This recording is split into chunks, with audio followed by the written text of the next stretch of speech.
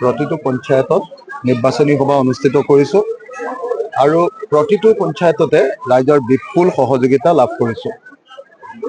সেইকাৰণে আমি কনফাৰ্ম হৈছোঁ যে আচলতে এইবাৰ 2026 চনৰ বিধানসভা নিৰ্বাচনত শিৱসাগৰ বিধানসভা সমষ্টিটোত ৰাইজৰ দলৰ প্ৰাৰ্থী অখিল গগৈ বিপুল ভোটত জয়লাভ কৰিব আৰু নিৰ্বাচনটো একপক্ষীয় হ'ব যেন লাগিছে। কাৰণ অসম গণ পৰিষদ আৰু বিজেপি দুইটা আপোনাৰ তেওঁলোক বন্ধু দল, তেওঁলোক দুইটা দলৰ মাজত কাজিয়া হৈ দুজন কেণ্ডিডেট কৰিছে। এক নম্বৰ কথা, অসম গণ পৰিষদৰ যিজন প্ৰাৰ্থী তেখেতে নিজৰ সমষ্টি আমগুৰিটোকে ৰাখিব নোৱাৰে, প্ৰদীপ হাজৰিকাই। গতিকে তেওঁৰ প্ৰতি মানুহ সম্পূৰ্ণৰূপে বিতুষ্ট, তেওঁ খুব বেছি 8-10 হাজাৰ ভোট পাব। দ্বিতীয়তে বিজেপিয়ে যিজন কেণ্ডিডেট দিলে, সেই বিজেপিয়ে দিয়া কেণ্ডিডেটজন আকৌ অসমৰ ভিতৰতে আটাইতকৈ ডাঙৰ হত্যাকাৰী। আটাইতকৈ ডাঙৰ হত্যাকাৰী মানে মোৰ লগতে বৰ্তমান সময়ত 61জন মানুহ হত্যা কৰাৰ তালিকা এখন আছে।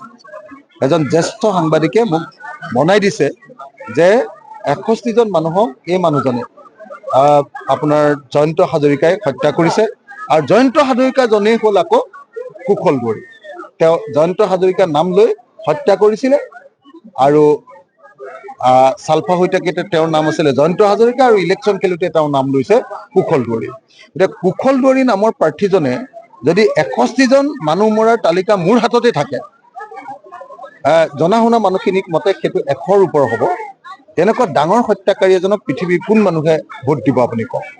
তদুপৰি আপুনি নিজে চাওক, যোৱা 20 বছৰত প্ৰদীপ হাজৰিকাই নিজৰ সমষ্টিত একো এটা কাম কৰিব নোৱাৰে, তেওঁ নিজৰ সমষ্টিটোও ৰখাব নোৱাৰে। দ্বিতীয়তে 10 বছৰ আগত থাউৰা বিধানসভা সমষ্টিত এই হত্যাকাৰীজন জয়ন্ত হাজৰিকা ওৰফে কুশল দুৱাৰী, তেওঁ MLA হৈ থাকিলে, কিন্তু তেওঁ তাত একো এডালে কৰিব নোৱাৰিলে। গতিকে এনেকুৱা পৰিস্থিতিত শিৱসাগৰৰ ৰাইজে দেখিছে যে এহাতেদি শিৱসাগৰৰ বৰ্তমানৰ বিধায়কজনে অসম বিধানসভা কঁপাই থাকে, সমগ্ৰ অসমত শিৱসাগৰৰ নাম উজ্বলাই থাকে আৰু একেটা সময়তে আকৌ সমষ্টিৰ উন্নয়নৰ কাৰণে ডাঙৰ ডাঙৰ কাম আনিব পাৰিছে আৰু ৰাইজকো বিপদৰ সময়ত সদায় চাই থাকে। গতিকে সেইকাৰণে মই ভাবোঁ যে আজি শিৱসাগৰৰ ৰাইজে ইতিমধ্যে সিদ্ধান্ত গ্ৰহণ কৰিছে যে ইয়াত ৰাইজৰ দলৰ চিলিণ্ডাৰ চিনত ভোট দি এইবাৰ একপক্ষীয়ভাৱে অখিল গগৈক জিকোৱাৰ ব্যৱস্থা গ্ৰহণ কৈছে। দিনত হলে অখিল গগৈৰ লগত যিখিনি মানুহে জইন কৰে, ৰাতি হলে আকৌ বিজেপিত যোগদান কৰে। মানে হত্যাকাৰীবিলাক ৰাতিয়ে কাম কৰে।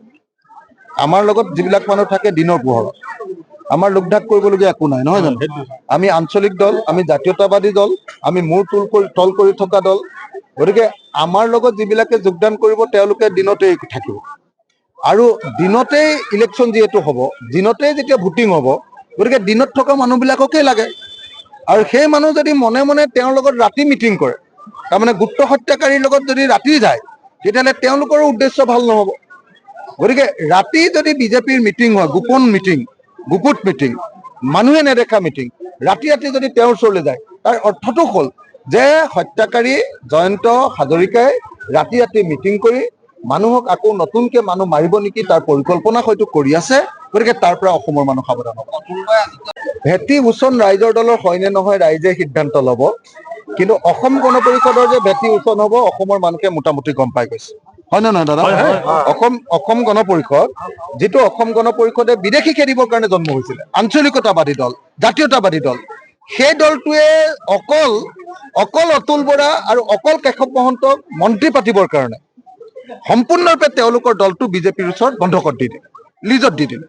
যদি বিজেপিৰ ওচৰত আঞ্চলিক দল এটা বন্ধকত দি দিয়ে আৰু HBS কোম্পানী প্ৰাইভেট লিমিটেডৰ তেওঁ যদি পাৰ্টনাৰ হৈ যায়, তেতিয়াহ'লে অসম গণ পৰিষদটো যে এইবাৰ ভেটি উচন হ'ব সেইটো সকলোৱে জানে। গতিকে তেওঁ আমাৰ দলৰ কথা কোৱা নাই, অসম গণ পৰিষদ দলৰ কথাই কৈছে যে অসম গণ পৰিষদ দলৰ এইবাৰ ভেটি উচন হ'ব।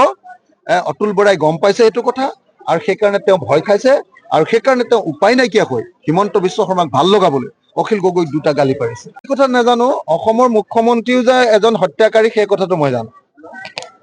অসমৰ মুখ্যমন্ত্ৰীয়ে এসময়ত আলফা হৈ থাকোঁতে, আলফা হৈ আকৌ তেওঁ চালফাও হোৱা নাই দেই, চাৰেণ্ডাৰো কৰা নাই।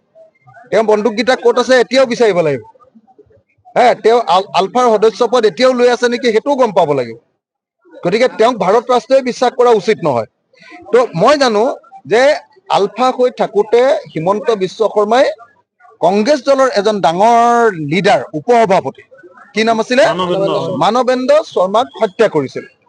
আৰু মানৱেন্দ্ৰ শৰ্মাক হত্যা কৰাৰ যিটো পিষ্টল, সেই পিষ্টলটো মই থকা যিটো হোষ্টেল আছিলে, আমি সেইটো হোষ্টেলক আমি থাৰ্ড মেচ বুলি কওঁ, ARB Anandaram Barua hostel Cotton কলেজৰ, তাৰ ৰান্ধনি শৰ্মাদাৰ আকৌ গাৰুৰ তলতে লুকুৱাই থৈছিল।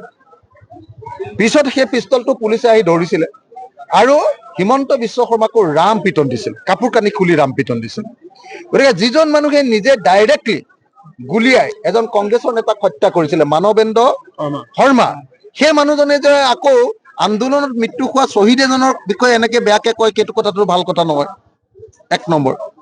2 নম্বৰ, মই জনামতে হিমন্ত বিশ্ব শৰ্মাই আলফাৰ নামত পইচা তুলিবলৈ গৈ আমাৰ চানমাৰীৰ যিটো ঘৰ আছে তাৰ ঠিক কাষতে দুঘৰ এৰি ইঞ্জিনিয়াৰ দাসদাৰ ঘৰত পইচা তুলিবলৈ যাওঁতে পুলিচে চিভিল ড্ৰেছত গৈ হিমন্ত বিশ্ব শৰ্মাক হাতে লোটে ধৰিছিলে। আলফাৰ নামত পইচা তুলি খায়, মানুহটো এক্সটৰ্চনিষ্ট আছিলে। তেনেকে পইচা তুলি খাওঁতে ধৰা পৰিছিলে আৰু পুলিচে ধৰি নি চানমাৰীৰ লকআপত ভৰাই থৈছিলে। চানমাৰী থানত লকআপত থাকোঁতে তেওঁক কাপোৰ কানি খুলি, জাঙিয়া খুলি ৰাম পিটন দিছিলে হিমন্ত বিশ্ব শৰ্মাক। এই কথাটো মোৰ মনত আছে। Thank you. আৰু এটা